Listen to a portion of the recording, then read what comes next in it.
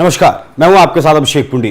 13 मई को सीएम आवास में स्वाति मालीवाल के साथ जो कथित तौर पर मारपीट हुई, उसके बाद कयास तमाम तरीके के लगाए जा रहे हैं। क्या वाकई में ये मारपीट हुई? स्वाति मालीवाल झूठ बोल रही हैं? अरविंद केजरीवाल अपने पीए विभव कुमार को बचाने की कोशिश कर रहे हैं? ये तमाम चीजें चल ही रही थी। साथ ही सवाल ये भी चल रहा था कि अरविंद केजरीवाल इस मामले पर चुप क्यों हैं। लेकिन अरविंद केजरीवाल ने इस मामले पर चुप्पी तोड़ी और साथ ही चुप्पी तोड़ी इस मामले पर स्वाति मालीवाल ने। दोनों कैमरे के सामने आए और बताया उस दिन क्या कुछ हुआ था। सबसे पहले अरविंद केजरीवाल ने 9 दिन बाद इस मामले पर चुप्पी तोड़ते हुए कहा कि मामले की स्वतंत्र और निष्पक्ष जांच होनी चाहिए, वो ऐसा चाहते हैं। वहीं कल एक इंटरव्यू के दौरान स्वाति मालीवाल ने भी कहा कि उनके साथ उन्होंने जो एफआईआर दर्ज करवाई है, उनके साथ वैसा ही सीएम आवास के भीतर हुआ था। स्वाति मालीवाल कल पहली बार कैमरे पर आई थी। हालांकि इससे पहले वो ट्वीट्स के जरिए लगातार बताती आई थी कि उनके साथ क्या कुछ हुआ, क्या कार्रवाई होनी चाहिए, ये सारी बातें ट्वीट्स के जरिए चल रही थी। लेकिन कल पहली बार स्वाति मालीवाल कैमरे पर आई और उन्होंने कहा कि वो अपना नार्को पॉलीग्राफ टेस्ट भी करवाने के लिए तैयार हैं। एक बार पहले स्वाति मालीवाल को सुनिए।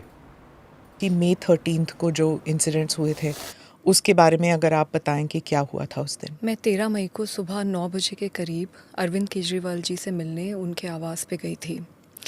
मुझे वहाँ पे स्टाफ ने ड्राइंग रूम में बिठवाया और बताया कि अरविंद जी घर पे हैं और वो मुझसे मिलने आ रहे हैं। इतने में विभव कुमार जो कि उनके पीएस थे, वो वहाँ पे धनधनाते हुए आते हैं और मैंने उनको बोला भी कि भाई क्या हो गया, मतलब अरविंद जी आ रहे हैं, क्या हो क्या गया।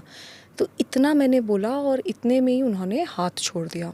उन्होंने मुझे 7-8 थप्पड़ पूरी ज़ोर से मारे। तो जब मैंने उन्हें पुश करने की कोशिश करी तो उन्होंने मेरा पैर पकड़ लिया और मुझे नीचे घसीट दिया। उसमें मेरा सर भी जो वो सेंटर टेबल है उस पे जाके टकराया।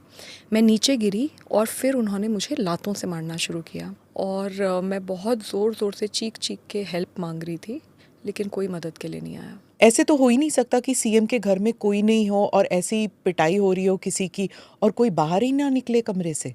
जी, वही अजीब बात है और मैं बहुत ज़ोर से चीख रही थी, चिल्ला रही थी। सच तो ये है कि कोई मदद के लिए नहीं आया। आप कह रही हैं किसी के इंस्ट्रक्शंस पर, यानी कि खुद ब खुद विभव में इतनी जुर्रत नहीं होगी कि वो खुद पीटे। Is that what you are saying? Vibhav ने अकेले मारा, क्या किसी के इंस्ट्रक्शंस पे मारा, ये सारी चीज़ें अब मैटर ऑफ इन्वेस्टिगेशन है। दिल्ली पुलिस के साथ मैं पूरी तरीके से कोऑपरेट कर रही हूँ। हाँ, मैं ये भी है, लेकिन मैं किसी को क्लीन चिट नहीं दे रही, क्योंकि फैक्ट ये है कि मैं ड्राइंग रूम में थी, अरविंद जी घर पे थे और मुझे बहुत बुरी तरीके से पीटा गया। मैं चीख रही थी, चिल्ला रही थी, पर कोई आया नहीं। मैंने ये नहीं सोचा कि मेरा क्या होगा, मेरे करियर का क्या होगा, मेरे साथ ये लोग क्या करेंगे। मैंने सिर्फ ये सोचा कि जो चीज़ मैंने सारी महिलाओं को बोली है कि आप हमेशा सच के साथ खड़े हो, आप सच्ची कंप्लेंट करो, लेकिन आपके साथ अगर कुछ गलत हुआ है तो आप ज़रूर लड़ो। तो आज मैं खुद कैसे नहीं लड़ सकती। मारपीट वाले मसले में आम आदमी पार्टी की तरफ से कई बड़ी गलतियां की गई। पहली गलती तो ये की गई कि 13 मई को जब ये घटना घटी तो 14 मई को संजय सिंह कैमरे के सामने आते हैं, प्रेस कॉन्फ्रेंस करते हैं और कबूल करते हैं कि हां, स्वाति मालीवाल के साथ विभव कुमार ने अभद्रता की। मारपीट का उन्होंने जिक्र नहीं किया, उन्होंने कहा कि बदसलूकी हुई और अभद्रता की गई और मुख्यमंत्री अरविंद केजरीवाल के संज्ञान में यह मामला पहुंच चुका है और मुख्यमंत्री इस पर सख्त एक्शन लेंगे। लेकिन अगले ही दिन लखनऊ में जब अरविंद केजरीवाल और संजय सिंह लैंड करते हैं तो वहां भी विभव कुमार उनके साथ देखा जाता है और उसी प्रेस कॉन्फ्रेंस में जब अरविंद केजरीवाल से विभव कुमार से लेकर सवाल पूछा जाता है तो अरविंद केजरीवाल चुप्पी साध लेते हैं, माइक को अखिलेश यादव की तरफ खिसका देते हैं और अखिलेश यादव फिर संजय सिंह की तरफ माइक को खिसका देते हैं। अगर वाकई में अरविंद केजरीवाल ने जिस तरीके से अब बयान दिया है कि वो स्वतंत्र और निष्पक्ष जांच चाहते हैं, क्या यह बयान अरविंद केजरीवाल उस 15 तारीख को या 16 तारीख को जब उनसे सवाल पूछा गया, क्या उस वक्त अरविंद केजरीवाल यह बयान नहीं दे सकते थे? तो यहां इस कहानी में बहुत बड़ा लूप होल है, झोल नजर आता है कि अगर वाकई में स्वाति मालीवाल झूठ बोल रही हैं और सीएम आवास के भीतर कुछ नहीं हुआ, तो क्या अरविंद केजरीवाल को यह चीज उस वक्त नहीं बोलनी चाहिए थी? उसके बाद अरविंद केजरीवाल मुंबई जाते हैं चुनाव प्रचार के दौरान, वहां भी उनसे पूछा गया स्वाति मालीवाल को लेकर, लेकिन उन्होंने कहा, सिर्फ 2 शब्द कहे कि हां मैं जवाब दूंगा और खबरें ऐसी निकल कर आई कि जो सीसीटीवी फुटेज हैं जहां स्वाति मालीवाल के साथ कथित तौर पर मारपीट हुई, वो सीसीटीवी फुटेज डिलीट कर दिए गए हैं। वहां के कैमराज को भी हटा दिया गया। डीवीआर पुलिस लेकर गई थी, उसमें भी कुछ नहीं मिला।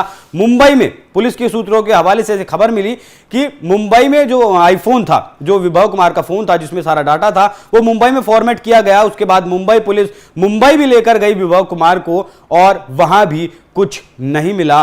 तब भी जब अरविंद केजरीवाल मुंबई में गए थे और विभव कुमार अरविंद केजरीवाल के साथ नहीं थे, तो मुंबई में ये डाटा कैसे डिलीट किया गया, फोन कैसे फॉर्मेट किया गया, ये भी अपने आप में एक बहुत बड़ा सवाल है। लेकिन जिस तरीके से स्वाति मालीवाल ने अब खुले तौर पर सामने आकर कहा है कि वो नार्को पॉलीग्राफ टेस्ट के लिए तैयार हैं, तो क्या अब अरविंद केजरीवाल की मुश्किलें बढ़ने वाली हैं, या अरविंद केजरीवाल भी कहेंगे कि विभव कुमार का भी नार्को टेस्ट करवा दिया जाए? अब मैं आपको कुछ तस्वीरें दिखाता हूं अरविंद केजरीवाल के माता पिता की। ये गुरुवार की तस्वीर है, जब दिल्ली पुलिस की तरफ से कहा गया था कि वो गुरुवार को 11:30 बजे अरविंद केजरीवाल के माता पिता से पूछताछ करेंगी। इन तस्वीरों में आपको आतिशी सिंह भी दिखाई देंगी, सुनीता केजरीवाल भी दिखाई देंगी और संजय सिंह भी दिखाई देंगे। मतलब आम आदमी पार्टी का टॉप लीडरशिप जितना भी है वो इस वीडियो में आपको दिखाई देगा, वो सब अरविंद केजरीवाल के घर पर था। अरविंद केजरीवाल ने दिल्ली पुलिस की पूछताछ को लेकर एक नैरेटिव गढ़ने की कोशिश की कि उनके बूढ़े मां बाप को दिल्ली पुलिस तंग कर रही है पूछताछ के जरिए।